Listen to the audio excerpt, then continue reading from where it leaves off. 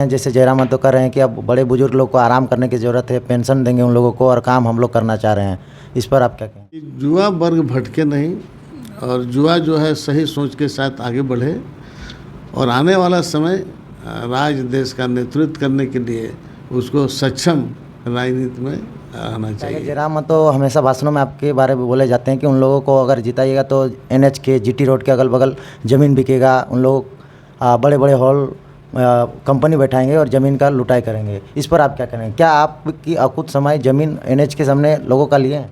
और आंदोलन का देन ही है कि हम लोग आज MLA बने, मंत्री भी बने और आने वाला दिन अभी लोकसभा में भी जाने का जनता का ये इच्छा रहा तो वहाँ तक भी जाएंगे। लोकसभा प्रत्याशी जेएमएम के उम्मीदवार हैं मथुरा प्रसाद महतो, इनका राजनीतिक करियर और साफ छवि के रहे हैं। विधानसभा राज्य की प्रतिनिधित्व करते थे, अब देश को प्रतिनिधित्व करने जा रहे हैं। आज इनसे जानने का प्रयास करेंगे। लोकसभा चुनाव है और पहले एक विधानसभा का दौरा करते थे, अब पूरे लोकसभा दौरा कर रहे हैं, 6 विधानसभा का दौरा करना। और किन किन क्षेत्र में क्या क्या समस्या है, बाकी प्रत्याशी और इनको क्या अलग देख रहे हैं और क्या अलग दिखाएंगे जो जनता के पास जा रहे हैं, तो जानने का प्रयास करते हैं। बहुत सारे सवालें हैं। सबसे पहले जोहार। गिरिडीह लोकसभा क्षेत्र में आप उम्मीदवार के रूप में आ रहे हैं और लोगों में अलग से ही माहौल है, एक तरफ भाजपा तो एक तरफ एक नया उम्मीदवार उतरा है 2 साल के बाद आंदोलन करने के बाद, जयराम महतो। फिर एक उनके गुरु आप कहे जाने थे, उन्होंने बहुत कुछ कहा है कि आपने पढ़ाया लिखाया, उनको मार्गदर्शन दिए। उनके विपक्ष में आप खड़ा हैं और जेएमएम में और कांग्रेस का गठबंधन है, किस तरह से आपका पकड़ मजबूत लग रही है? देखिए, लोकतंत्र है और लोकतंत्र में कोई भी व्यक्ति लोकतांत्रिक तरीके से स्वतंत्र है चुनाव लड़ने के लिए। चुनाव एक ऐसा चीज़ है कि चूँकि एक व्यक्ति का बात नहीं है और हम लोग राजनीतिक दल से जुड़े हुए हैं, तो राजनीतिक दल में जुड़े होने के नाते झारखंड मुक्ति मोर्चा ने इस बार हमें उम्मीदवार बनाया है जो इंडिया गठबंधन का उम्मीदवार के रूप में। तो जनता इन सब चीज़ों को बहुत भली बातें देख रही है और भली बातें देखकर जो भी निर्णय लेंगे हम समझते हैं कि उचित निर्णय होगा। तो क्षेत्र में जैसे दौरा की बात है, टाइगर जयराम महतो आपके ही क्षेत्र में आपका शिष्य कहते हैं, वही चंद्रप्रकाश चौधरी मोदी लहर अलग से आती है, आप किस रूप में उसमें मात देने के लिए उतरिएगा? देखिए, लोकतंत्र में चुनाव एक ऐसा चीज़ है जो 5 साल के बाद आता है और 5 साल के बाद आता है तो बहुत सारे एजेंडा, बहुत लोगों का अपना निजी निजी एजेंडा रहता है, दल का एजेंडा रहता है, तो हम अपने एजेंडे के साथ हम मैदान में जनता के बीच में जा रहे हैं। निर्णय लेना जनता का काम। क्या एजेंडा आपका रहेगा? जैसे क्षेत्र में भ्रमण करेंगे, क्या क्षेत्र में काम करेंगे? देखिए, हमारे क्षेत्र में गिरिडीह में खासकर बहुत सारा विस्थापन भी हुआ है, तो सबसे पहले तो विस्थापन का मुद्दा हमारा होगा कि हम केंद्र सरकार में अगर रहते हैं, वहाँ अगर हम संसद में रहते हैं तो इन सब मुद्दों को हम कुल इंडिया के अंदर जो जितने भी चीज़ें हैं विस्थापित के सवाल पर हम लोग बात को रखेंगे और केंद्रीय योजनाओं को धरातल में लाने का हम लोग प्रयास करेंगे। और बाकी स्थानीय राज्य स्तरीय बहुत सारे मुद्दे हैं जो जिस तरह से हमारा 1932 का खतियान का ही मामला आप ले लीजिए। झारखंड मुक्ति मोर्चा सरकार ने, माननीय हेमंत सोरेन सरकार ने एक दिन का स्पेशल विधानसभा आहूत करके इसको पास करके महामहिम राज्यपाल के यहाँ भेजा। ओबीसी का भी हमारा 27% का जो आरक्षण, उन सब चीज़ों को जो अधर्म है उन सब चीज़ों को हम लोग वहाँ आगे ले जाने का प्रयास करेंगे। ये तो ठीक है, लेकिन ना 32 खतियान लागू हुआ ना सरना कोड अभी लागू हो रहा है। जेएमएम बोल रही है प्रयास कर रहे हैं लेकिन अभी तक सफल नहीं हो पाया है। तो क्या आप केंद्र में जाएंगे तो ये सब सवाल उठाएंगे कि 1932 झारखंड में लागू हो, सरना कोड झारखंड में हो, और जिस तरह से झारखंड में 60-40 का नियोजन नीति की बात आती है, इस पर सवाल करेंगे? इन सब मुद्दे को हमने ही आपको बताया चैनल के माध्यम से कि इन सब चीज़ें जो रुका हुआ है इनको हम लोग आगे बढ़ाने का काम करेंगे ताकि लोगों को इन सब चीज़ों का लाभ मिले। कई लोग ये भी कह रहे हैं कि इन लोग आवाज़ नहीं उठा रहे थे तो नया एगो पार्टी उभर के आया, 2 दिन से आंदोलन कर रहा है, 2 साल से, इन लोग को मौका दिया जाए। तो क्या मथुरा प्रसाद जी का क्या रहा है? जिस तरह से बोला जाता है अलग राज्य झारखंड अलग हुआ, क्या योगदान रहा? क्या आंदोलनकारी आप थे या नहीं थे? ये तो हम अपने से थोड़ी बोलेंगे कि हम थे कि नहीं थे।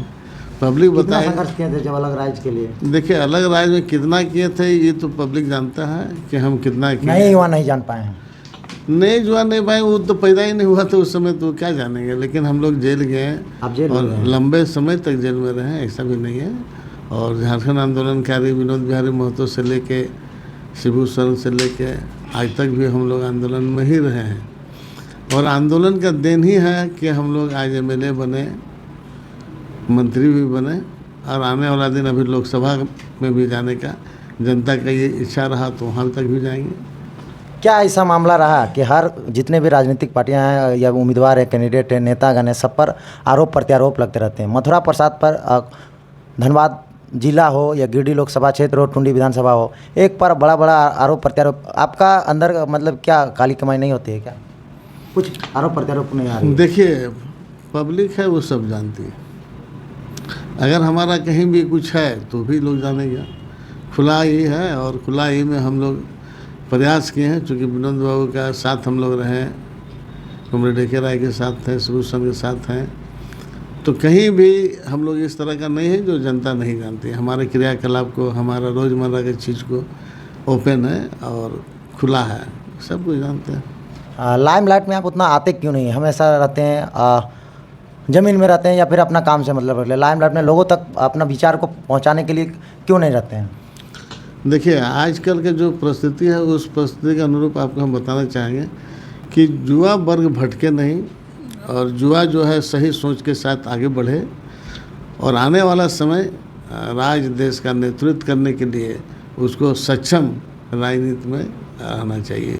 युवा लोग कह रहे हैं, जैसे जयराम महतो कह रहे हैं कि अब बड़े बुजुर्ग लोग को आराम करने की ज़रूरत है, पेंशन देंगे उन लोगों को और काम हम लोग करना चाह रहे हैं। इस पर आप क्या कहेंगे?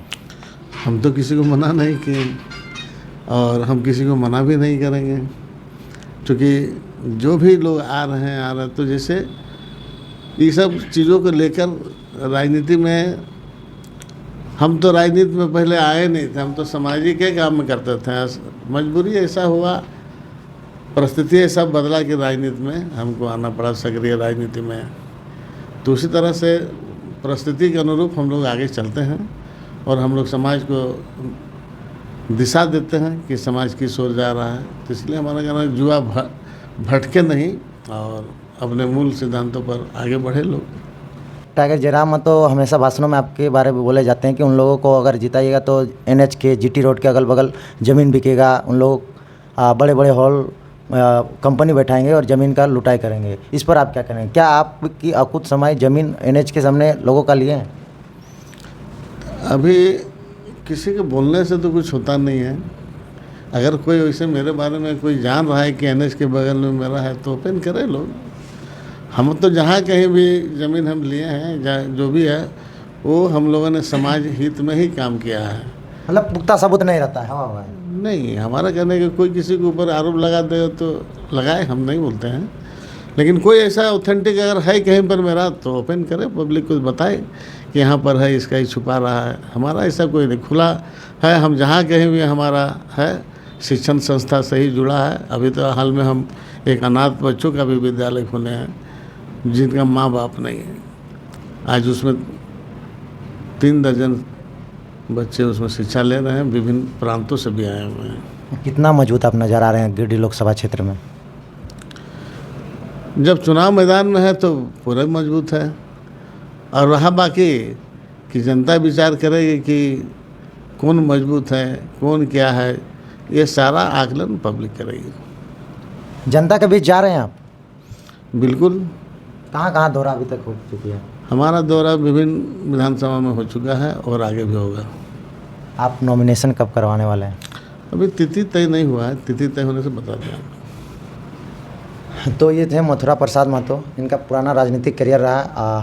गिरिडीह लोकसभा में 3 प्रबल दावेदार हैं, एक चंद्रप्रकाश चौधरी, एक युवा उभरता हुआ टाइगर जयराम महतो जो इनके शिष्य हैं, जो इनके विपक्ष में चुनाव लड़ रहे हैं, पर्चा भर रहे हैं। इनका विचार कैसा लगा, ये बहुत कुछ आरोप प्रत्यारोप का जवाब दिए। आप हमें कमेंट बॉक्स में बताइए क्या इनका विचार रहा।